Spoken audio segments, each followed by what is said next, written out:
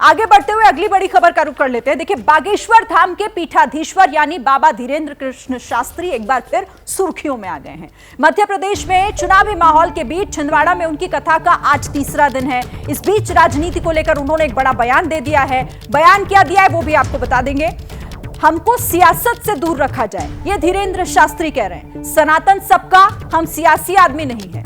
जाति प्रथा खत्म कर सबको जोड़ने का काम कर रहे हैं। तो धीरेन्द्र शास्त्री का यह बयान, कथा का तीसरा दिन है आज, और उन्होंने कहा है कि उन्हें सियासत से ना जोड़ा जाए, सियासत से अलग रखा जाए। वो कह रहे हैं कि हम सबको जोड़ने का काम कर रहे हैं। सीधे आपको लिए चलते हैं मेरे सहयोगी ब्रजेश राजपूत के पास। सबसे पहले ब्रजेश, तीसरा दिन है आज, क्या खास? और साथ ही बाबा मतलब जो सियासतदानों के बीच ही पाए जा रहे हैं, वो कह रहे हैं मुझे सियासत से ना जोड़ा जाए। देखिए, सही कहा आपने कि ये मध्य प्रदेश में चुनावी साल है। विधानसभा चुनाव 3 महीने बाद होने वाले हैं और बाबा जहाँ जहाँ जाके सवाल कथा कर रहे हैं उस पर सवाल तो उठना लाजमी है। बाबा कमलनाथ के घर यानी कि छिंदवाड़ा आए हुए हैं। यहाँ इन पे हनुमत कथा चल रही है और हनुमत कथा के दौरान लोग सवाल उठा रहे हैं। अब तो प्रमोद कृष्णन जो कांग्रेस के समर्थक, उन्होंने सवाल उठाया कि जो आदमी आरएसएस का एजेंडा करता है, हिंदू राष्ट्र की बात करता है, उसको यदि कमलनाथ अपने घर में बुला के उसकी आरती उतार रहे हैं और कथा करवा रहे हैं तो इससे सांप्रदायिक के खिलाफ लड़ाई कैसे हो पाएगी। मगर उससे बड़ी बात जो आज बागेश्वर बाबा ने हम मीडिया से जब बात की और कहा कि जब उनसे ज्ञानवापी का सवाल पूछा गया तो उन्होंने कहा कि ज्ञानवापी मस्जिद मत कहिए, वो मस्जिद नहीं है, वो भगवान शिव का मंदिर है। तो देखिए कितना बड़ा बयान है कि उन्होंने बिना किसी जांच के पहले ही कह दिया कि वो शिव मंदिर है।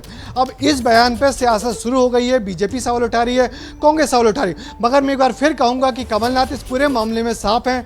कमलनाथ पहले दिन यहाँ कथा में थे, दूसरे दिन नहीं, मगर तीसरे दिन आज फिर अपने सारे प्रोग्राम खत्म करके आ गए हैं, यहाँ कथा में बैठे हैं। दरअसल कमलनाथ जानते हैं कि मध्य प्रदेश में जहाँ वो चुनाव लड़ने जा रहे हैं वहाँ पे 90% आबादी हिंदू है। इसलिए हिंदू वोटरों को एड्रेस करने के लिए ऐसी कथाएं जरूरी है। इसलिए कमलनाथ बिना किसी विरोध की परवाह किए कथा करवा रहे हैं और उस कथा में लगातार तीसरे दिन शामिल होने भी आ गए हैं। अब इसके अलावा बाबा जो कुछ कहें उनको कह देते हैं, वो उनके व्यक्तिगत विचार हैं।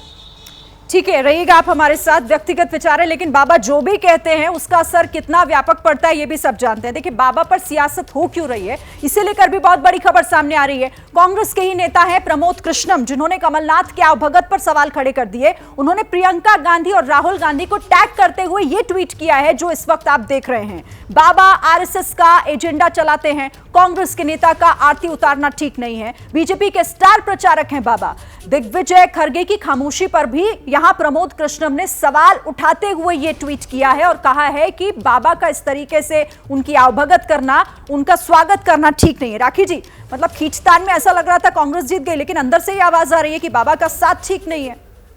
नहीं, ये थोड़ा अजीब सा है। लेकिन अगर हम बात भी कर रहे थे इस बारे में कि कहीं ना कहीं पहले भी कमलनाथ उनके पास गए थे और कमलनाथ गए थे, उनके बेटे भी इसमें सामने साथ आए थे। तो जिस तरह से बाबा का स्वागत उन्होंने पहले से किया, ऐसा नहीं कि ये सब कुछ अचानक हो गया है। तो ये कहीं ना कहीं ये बात यहाँ भी हो रही थी कि आस्था से जुड़ा हुआ भी मसला है। ऐसा नहीं है कि सिर्फ कोई राजनीति कर रहा है इसलिए उनको बुलाएगा और इतनी सारी व्यवस्था उनके लिए होगी। इसमें अगर उनके ही अपने साथी इतना तक कह दे रहे हैं आगे बढ़कर कि आरएसएस का इसमें हाथ लग रहा है कि वो उनके अनुयायी, ऐसा नहीं है। बाबा जो है उनके प्रति आस्था किसी की भी हो सकती है और यहाँ कमलनाथ जरूर ये माना जाता है कि राजनीतिक कला के माहिर है। पहले भी हम बातचीत कर चुके हैं, लेकिन कहीं ना कहीं आस्था का भी विषय है। ठीक है, ठीक है मुकेश जी। ये कथा का और ये राजनीति का दो अपने अपने बाजार ढूंढ रहे हैं। कथा जो आजकल होती हैं उनके लिए बहुत बड़े इंतजाम की जरूरत होती है और उसमें बहुत एक मार्केट तलाश रहे हैं बहुत सारे लोग, और राजनीति भी अपना बाजार तलाश रही है। ये दोनों के अपने दोनों इंटरेस्ट अपने जोड़ना चाह रहे हैं। जनता को ये समझना चाहिए कि क्या वो आपकी बात कर रहे हैं, वो जब तक आपके धर्म की, आपकी आस्था की बात करते हैं उनको सुनिए। ठीक है, वक्त इतना ही है मेरे पास, मुझे यहाँ पर वाइंड अप करना होगा। बहुत बहुत धन्यवाद आप सभी का हमारे साथ जुड़ने के लिए और इस चर्चा में शामिल होने के लिए। एबीपी न्यूज पर खबरें आगे भी जारी रहेंगी। जैसे ही घड़ी का काटा दोपहर 2:30 पे आए, बबीता जी का दिल सास बहू साजिश के लिए मचल जाए। और ये है इनकी बहू, पूरे दिन ऑफिस की टेंशन हो जाए गॉन जब ये करें अपना फेवरेट शो फ्री टाइम पे ऑन।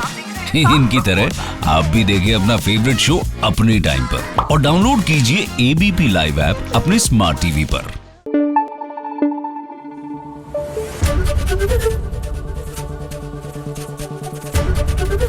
एबीपी न्यूज आपको रखे आगे।